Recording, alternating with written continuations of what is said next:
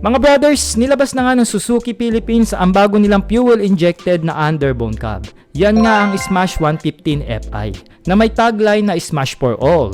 With the 2 variant, yan nga ang naka-Wheelmax disc brake na may presyong 71,400 pesos. Habang ang naka-spoke wheel drum brake variant naman ay nagkakahalaga ng 66,400 pesos.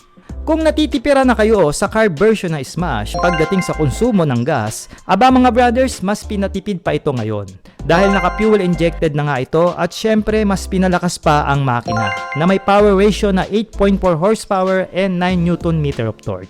At may claim nga ang Suzuki Philippines sa fuel consumption nito na umaabot ng 68 km per liter in fuel consumption na may 4.3 liters fuel tank capacity naman.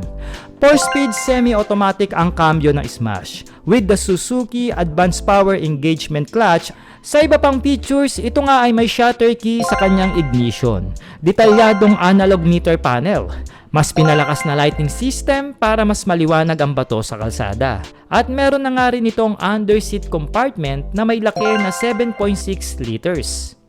Naka-drum brake ang braking system ng spoke wheel version na may sukat na 17 inches rim diameter ang gulong nito.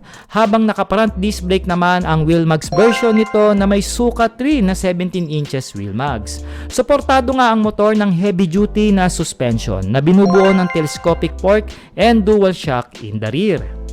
Premium and sporty looking nga ang bagong Suzuki Smash Fi para sa akin na may komportabling riding ergonomics na ginawa talaga para sa mga Pilipino riders na katulad natin para magamit sa pang-araw-araw na biyahe sa kalsada na may bagong 4 na kulay na pagpipilian.